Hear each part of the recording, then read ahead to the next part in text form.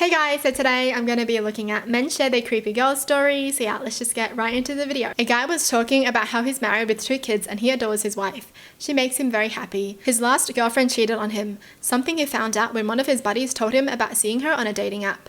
And his wife, who was a co-worker at the time, helped him pick up the pieces. All was going swimmingly until his wife got a new phone. He was fixing something on her old phone for her.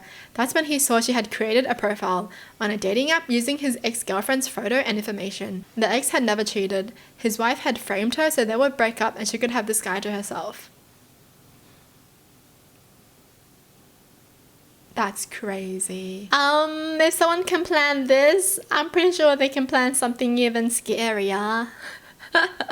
Like, I'll be scared of my partner if this happened. That's like some psycho behavior, man. Oh, that's scary.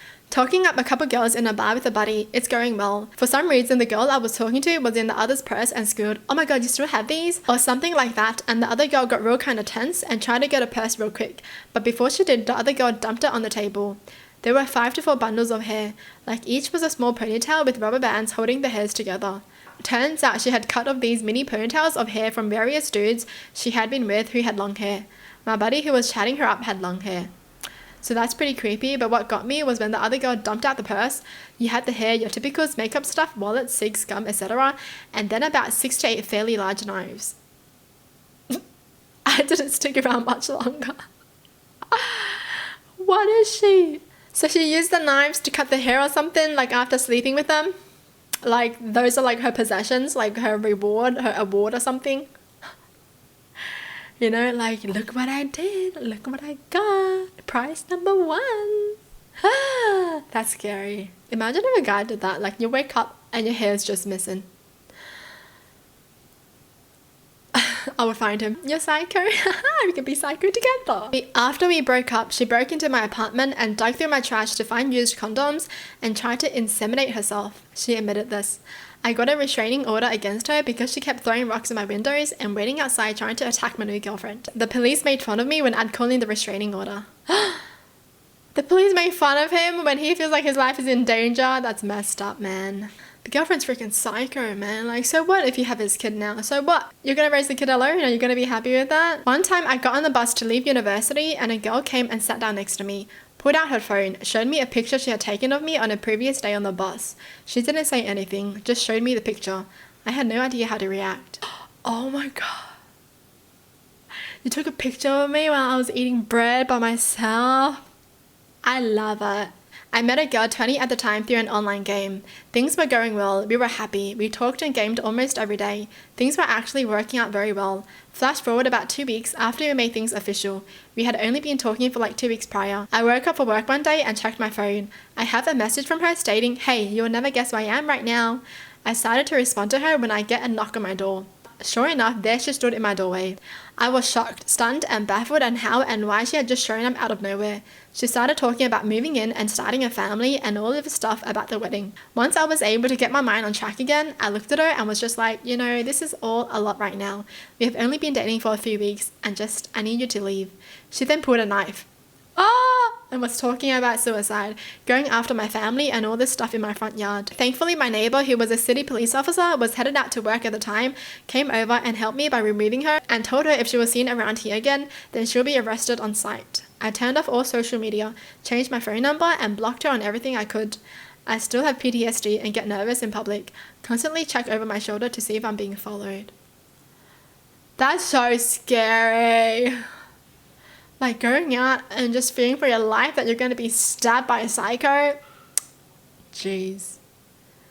Oh my gosh, how do you like someone so much that you do this, bro? She followed me everywhere in total silence, just staring at me from a few meters away. She even followed me to college. If I got on a bus or train, she'd run to make sure she caught it.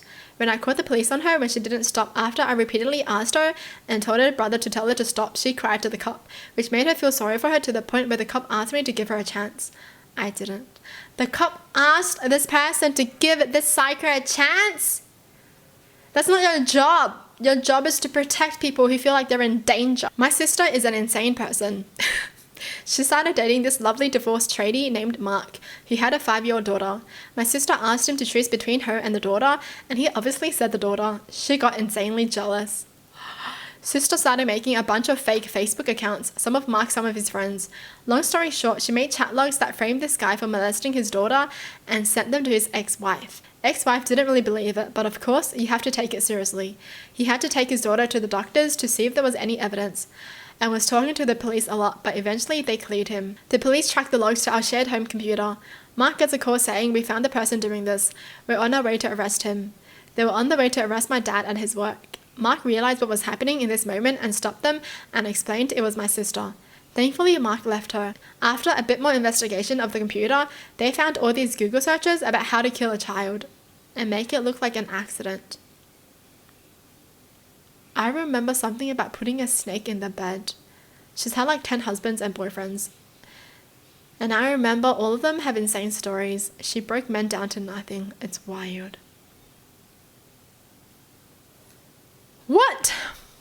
What? I mean, honestly, psycho people, they just get mad over anything. It doesn't even have to be anything serious. They'll just make something serious because they're psycho.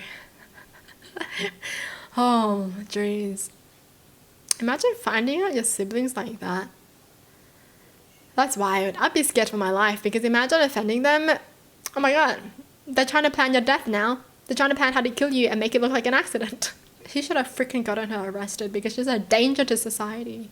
I went on a Tinder date back then when that was a thing and mistakenly invited her back to my place after dinner. She passed the vibe check, so it seemed innocent enough. We got to my place around 8 p.m. She was coquettish and it was cute, but I knew she wanted to go further. Coquettish, what does that mean? Playful sexual attraction. I learned a new word today. We hung out until about 10 p.m. and I was not super into it, so I suggested I walk her to her car. She did not want to leave though. I would start to walk into the door and she would excuse herself to the bathroom and then go to my couch. I literally said, "It's getting late, let me take to your car so you can go home." She would not leave. I was as polite as I could, trying to get her out of my place. Finally, I kind of danced with her in the kitchen and spun her out the door, locked it behind us and walked her to the car. But she stood by my front door for like 10 more minutes. They danced and he just binned her out the door, like, "Get out!" I wouldn't even have walked her to the car, man. I would have just spun her out and locked the door. Bye. In college, I was in an apartment with 3 other guys. There's a knock on the door where I'm there by myself. I answer it and there's this girl I've never seen. She says she's got some food to drop off for one of my roommates. I let her in and put it in the fridge. She kind of looks around for a minute and leaves when she realizes no one was there. I tell my roommates and they freak out. Apparently, this girl has been stalking the guy she was looking for. They ask a bunch of questions about what she did and I tell them she just came in and left. I didn't really understand what the big deal was. Sometime later, we had a party and there was a bunch of people in the living room. Roommate and I are sitting on the couches facing each other. We look over to the side and there's this parting of the Red Sea moment where it seems like everyone in the party moved to one side or the other and we both had the clear view all the way into the kitchen. The girl was standing there absolutely still and just staring at him. It was like something out of a movie. There was something disturbing about how she was completely frozen in a room full of people talking, drinking and moving about in one way or another. She was just staring at him. That was it. We didn't have parties for a while and I was told not to let her in. She knocked on the door a couple times but I didn't answer. I know it's not much of a story, but I'll never forget that frozen, obsessive look on her face. She wants him. Even if she wants him dead, she wants him. Right, that's the kind of look. You know what? I actually thought the food that she brought in was like poisonous. Like she wanted to poison the one that she loved because no one can have him if I can't have him. Yeah. Well, that's it for the video. Hope you guys enjoyed. Tell me in the comments down below what your thoughts are. And as always, thanks for watching. Hope you guys liked it. And I'll see you guys next time. Bye.